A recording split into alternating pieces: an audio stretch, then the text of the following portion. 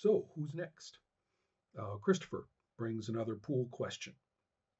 And it says, regarding the pool, if one, instead of adding words, changes something already stated in the text, and that part is already used as a trait, I guess one changes the trait as well to reflect this change? Question mark. Probably should have said this regarding Johan's pool question as well, but this is kind of my blanket sort of, I don't know if it's a disclaimer, but it's sort of a blanket concept for any and all pool questions, which is that we don't fucking know. And in many cases, I don't think James knows or knew.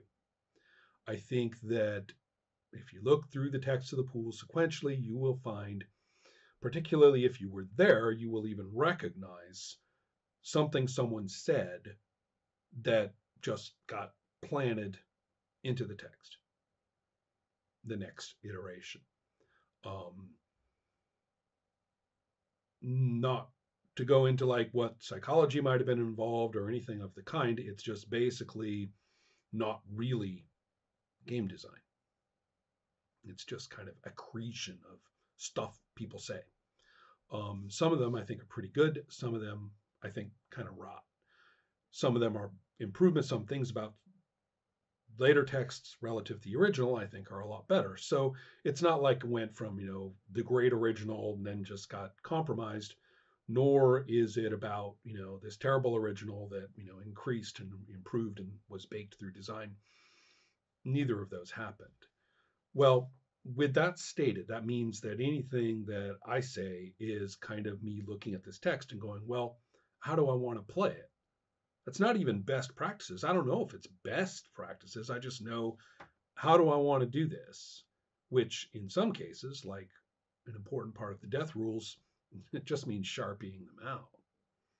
Well, in this particular case, about instead of just adding up to 15 words at the end of the character story, that instead you can use some of those words, counting on your fingers, and say, well, I want to put up here, it says here, he is a knight of the Ebon Death Rose.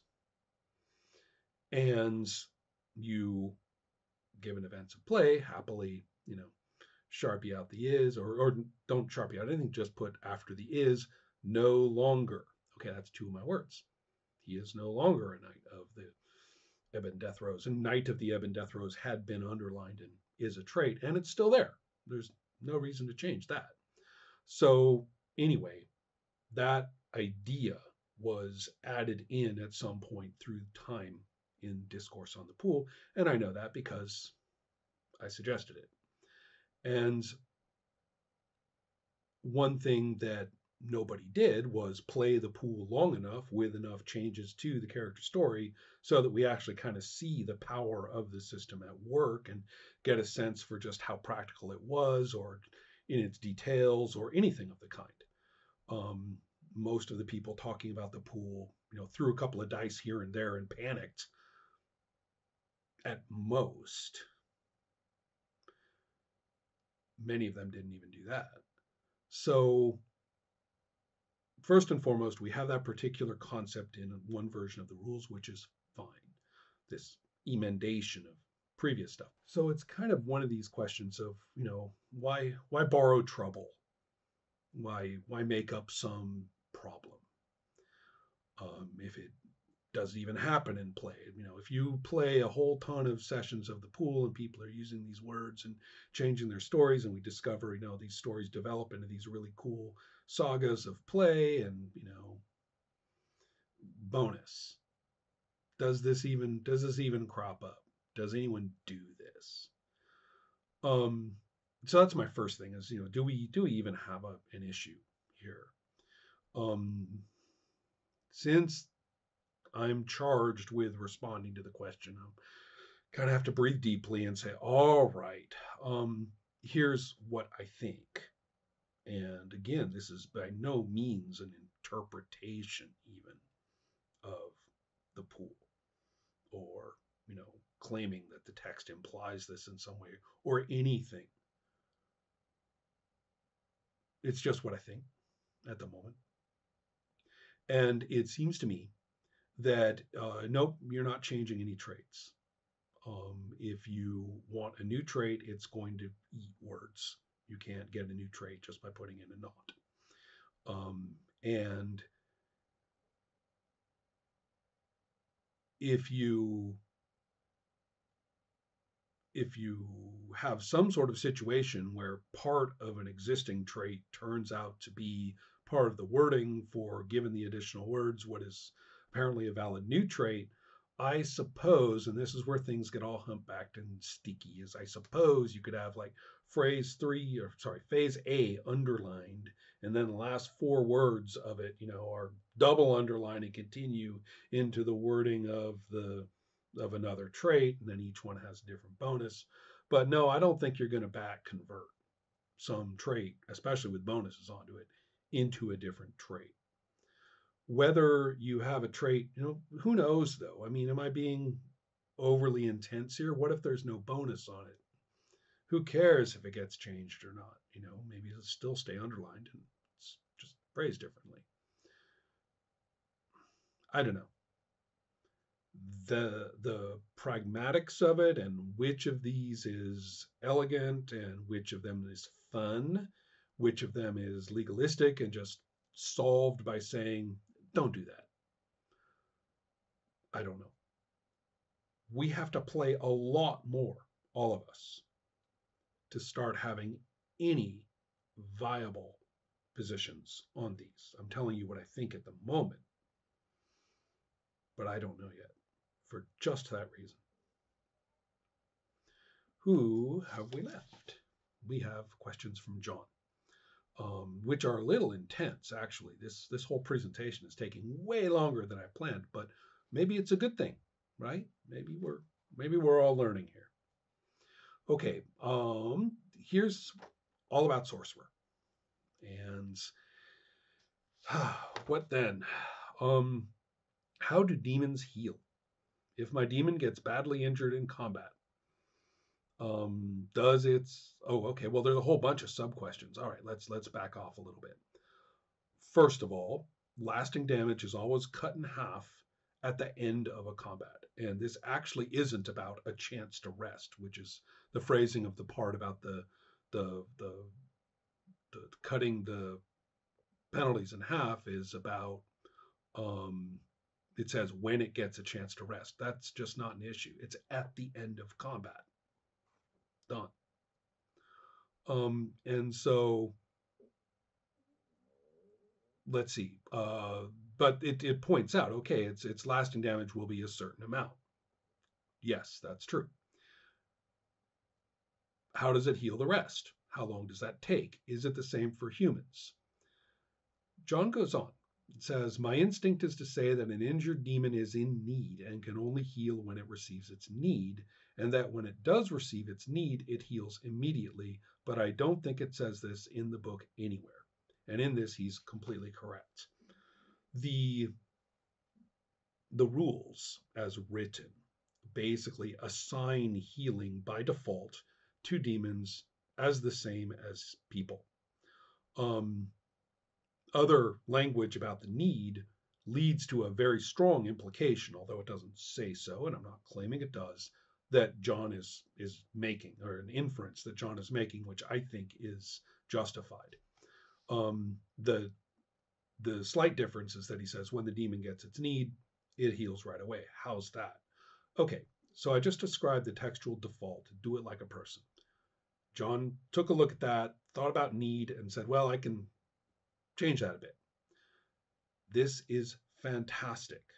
And it's fantastic not in terms of, that's champions now. Sorcerers over there. Not in terms of demons in Sorcerer. Because there's actually a reason why all those years ago I looked at this and I said, what about demons and recovery from damage? I'm not kidding. I actually did. I'm not making this up.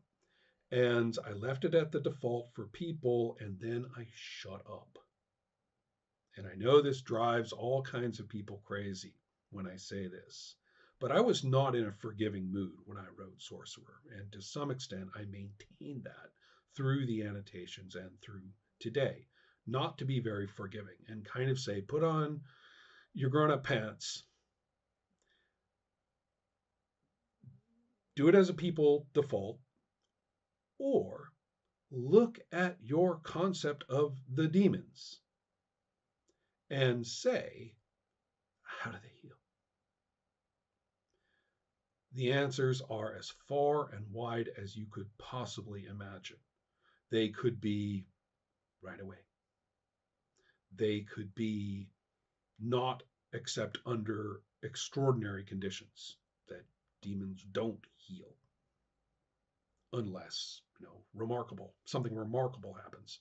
Particularly brutal might be, well, it has to get banished or and then be resummoned. But see, those are really severe, right? Others, like, no, after the combat, boof. Anything in between.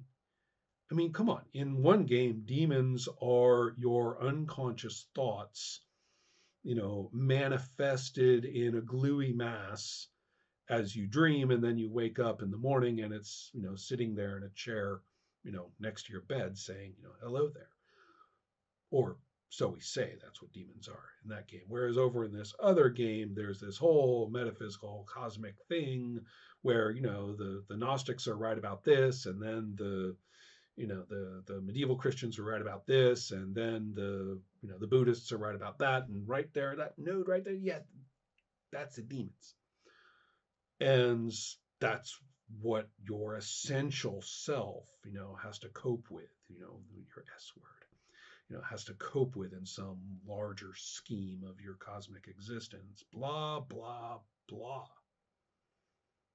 But what does that mean in terms of the demon healing? Oh, it means this. So I really left that open for kind of a reason, just to throw it to you and say, not even saying, oh, and every group should customize how demons heal. I was done with that. I was like, look, if you can't get that on your own,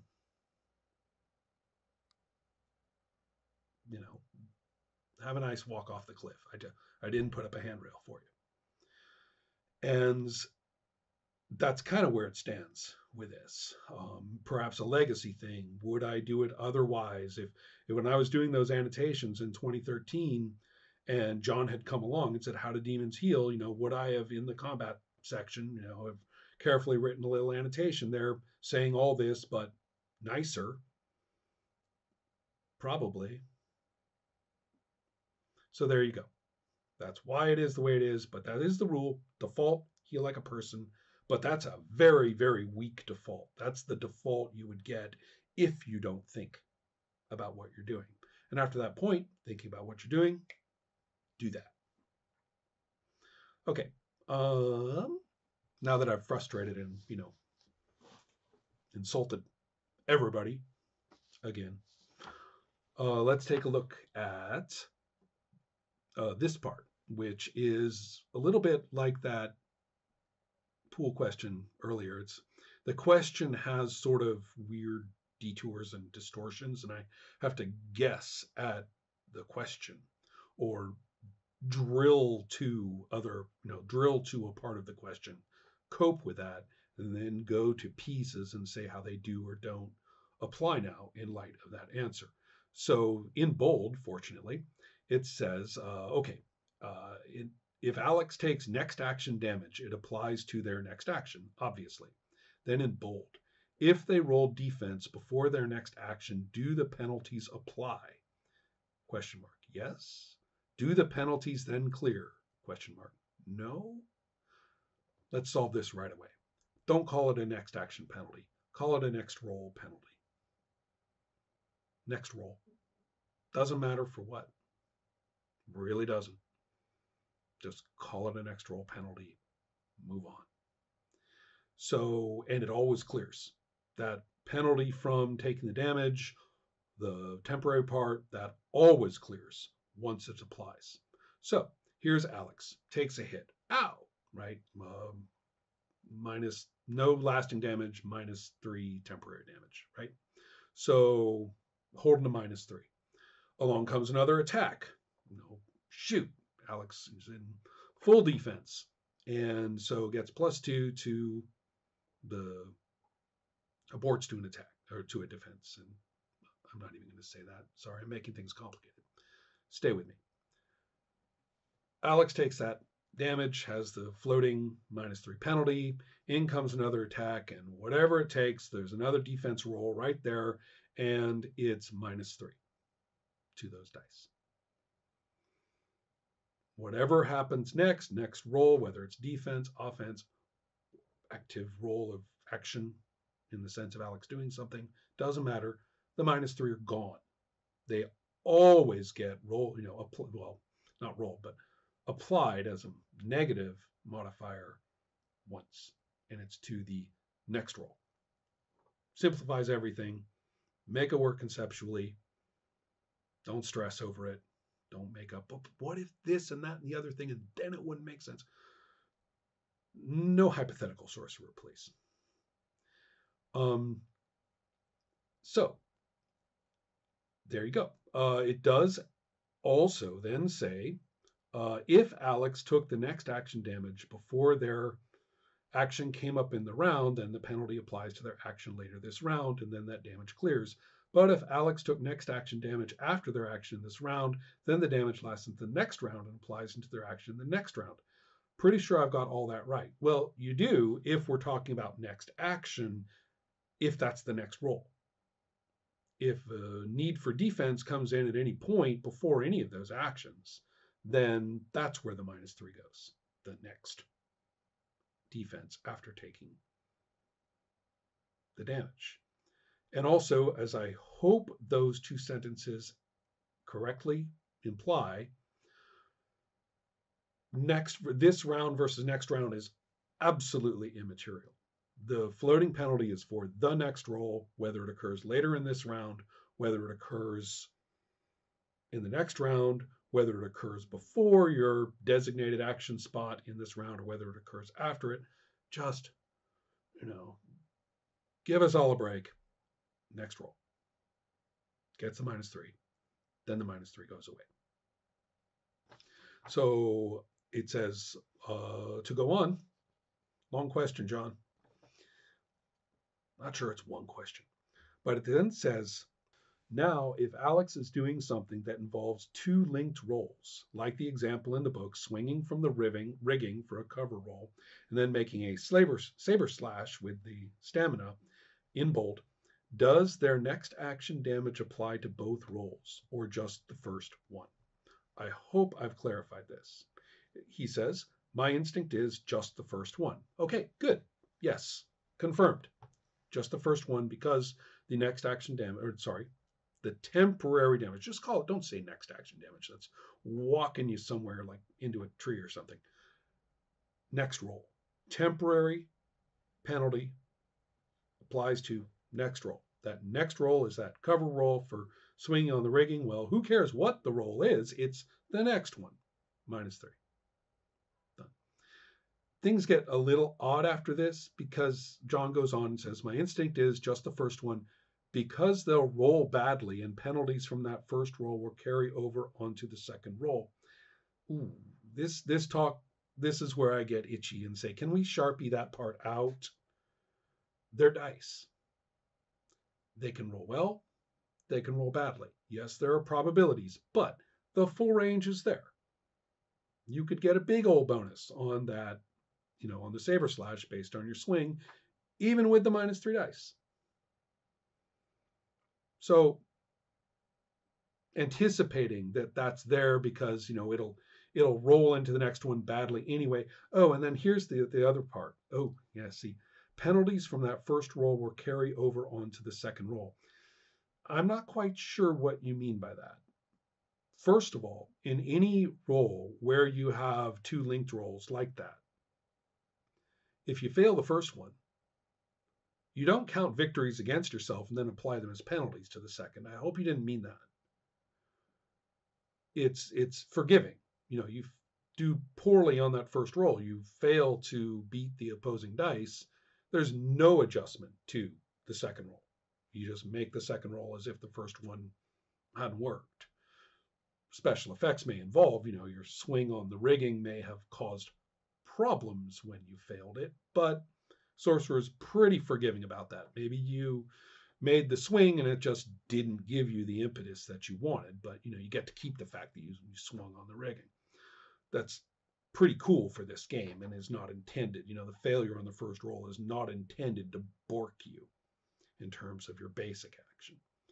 I can see some circumstances where it would, but the default, or rather, you don't just turn to that as the nature of that kind of rolling. But here's the point. As I say, make that first roll, the bonuses roll on to the second roll as extra dice. Fail the first roll, fine. No penalties to the second. I kind of think that he's saying, I hope, John, this is what you're saying, that the first roll is reduced in dice. So the number of bonus dice it could provide to the next roll is reduced if it's successful from what it could have been. That's true. And I hope that's what you meant. Otherwise, we have, sort of a weird problem in basics that I hope we don't. All right. That's that. There is a question that John asked, which I have not quite managed to continue with, because I discovered that my full textual library couldn't hack it. I need some info, which I have sought. So just for the future, keep this in mind. This will come in the next round. What are the differences in game mechanics between the first version of Lacuna and the second version? This is where things get a little tricky. There are a number of different versions with similar and different titles, and I can talk about what's in that very first version from 2004 at some point, and would be very happy to do so in comparison with a later version. But I'm doing a little research right now on what is like the big change from version to version before I go into it. So, pending. I believe that takes us through our questions. I hope I wasn't too terribly snarky, and that this has led to the possibility of lots further dialogue, better understanding of games, even if I screw something up, right? Dialogue about it, get corrected, or a contrasting view, all excellent. So thank you so much, and send me lots of questions, of maximum 3 per person. But people send me questions, direct message on Discord. I'll just collect them through January, and then in the beginning of February, I'll do one of these.